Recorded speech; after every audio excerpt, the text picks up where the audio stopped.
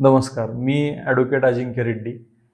नुकतंच केंद्र शासनाच्या कॅबिनेट बैठकीमध्ये दिनांक 5 मे 2026च्या प्रेस इन्फॉर्मेशन ब्युरोच्या प्रेस रिलीजनुसार कॅबिनेट ने सुप्रीम कोर्टातील माननीय न्यायमूर्ती यांची संख्या 33 वरून 37 करण्यासाठी मंजुरी दिली. त्यानंतर काही दिवसातच भारताचे महामहिम राष्ट्रपती द्रौपदी मुर्मू यांनी अध्यादेशाद्वारे सर्वोच्च न्यायालयातील न्यायमूर्तींची संख्या 33 वरून 37 केली. याबाबत आपण थोडी माहिती घेऊ. मित्रहो, सर्वोच्च न्यायालयाच्या न्यायमूर्तीची नियुक्ती ही राज्यघटनेच्या कलम 124 नुसार भारताचे राष्ट्रपती करतात. सर्वोच्च न्यायालयाच्या न्यायमूर्तीची पात्रता जर आपण पाहिली तर सदर व्यक्ती हा कोणत्याही उच्च न्यायालयाचा किमान 5 वर्षासाठी न्यायमूर्ती असणे किंवा कोणत्याही उच्च न्यायालयात किमान 10 वर्षाचा वकिली व्यवसाय असणारा वकील असावा आणि माननीय राष्ट्रपती यांच्या मते तो कायदेपंडित असावा. आता आपण सर्वोच्च न्यायालयातील न्यायमूर्तींच्या संख्येबाबत संसदेने काय कायदा केला आहे याबाबत माहिती जाणून घेऊ. संसदेने सुप्रीम कोर्ट नंबर ऑफ जजेस ऍक्ट 1956 या कायद्याद्वारे सर्वोच्च न्यायालयात एकूण किती न्यायमूर्ती राहावे याची संख्या निश्चित करण्याबाबत कायदा केलेला आहे. सदर कायद्याच्या कलम 2 अन्वये माननीय सर्वोच्च न्यायालयात सरन्यायाधीशांना वगळून जास्तीत जास्त एकूण किती न्यायमूर्ती असावेत याबाबत तरतूद करण्यात आलेली आहे. सर्वोच्च न्यायालयाच्या स्थापनेनंतर ते आज तागायत सदर संख्या कशी वाढत गेली याबाबत आपण माहिती घेऊ.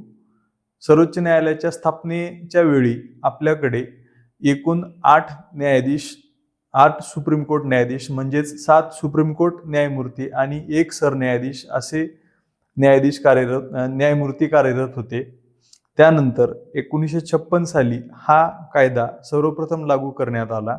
या कायद्यानुसार न्यायमूर्तींची संख्या ही वाढवून 10 करण्यात आली. पुढे 1960 साली सदर संख्या 13 झाली. नंतर 1977 साली सदर संख्या वाढून ही 17 झाली.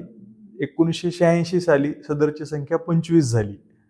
2008 साली 25 वरून ती 30 झाली. नंतर 2019च्या दुरुस्तीद्वारे सदर संख्या वाढून 33 झाली. म्हणजे यापूर्वी म्हणजे दिनांक 5 मेच्या पूर्वी किंवा अध्यादेशाच्या पूर्वी आपल्याकडे 33+1 एकूण 34 न्यायमूर्ती होते. सदरच्या अध्यादेशानंतर आपल्याकडे 37+1 म्हणजेच 38 न्यायमूर्ती कार्यरत राहतील. यामध्ये एक विशेष बाब जर सांगायची म्हटली तर सदरचा कॅबिनेट मंजुरीनंतर सदरचे विधेयक हे संसदेमध्ये पारित होण्यापूर्वीच राष्ट्रपतींनी अध्यादेश काढल्यामुळे सद्य परिस्थितीमध्ये दिनांक 16 मेच्या नंतर न्यायमूर्तींची संख्या वाढून 37 ही झालेली आहे. माझ्या माहितीप्रमाणे सदरचा अध्यादेश हा आज तागायत निर्गमित केलेला एकमेव अध्यादेश आहे ज्याच्याद्वारे सर्वोच्च न्यायालयातील न्यायमूर्तींची संख्या वाढवण्यात आली. लवकरच सर्वोच्च न्यायालयाचे कोलेजियम हे न्यायमूर्तींच्या नियुक्तीबाबत बैठका घेऊन न्यायमूर्तींच्या नावांची शिफारस करेल अशी आशा आहे. सद्य परिस्थितीत आज दिनांक 21 मे 2026 रोजीच्या आकडेवारीनुसार सर्वोच्च न्यायालयात 93,500 खटले प्रलंबित आहेत. सदर न्यायमूर्तींच्या संख्या वाढीमुळे प्रलंबित केसेसचा निपटारा लवकर होईल. यात आणखी एक शक्यता म्हणजे सध्या सर्वोच्च न्यायालयामध्ये एकमेव महिला न्यायमूर्ती म्हणून माननीय न्यायमूर्ती BV नागरत्ना कार्यरत आहेत. न्यायमूर्तींच्या संख्या वाढल्याने महिला न्यायमूर्तींच्या संख्येत वाढ होईल अशी शक्यता आहे अशी विविध विधिज्ञांमध्ये चर्चा आहे.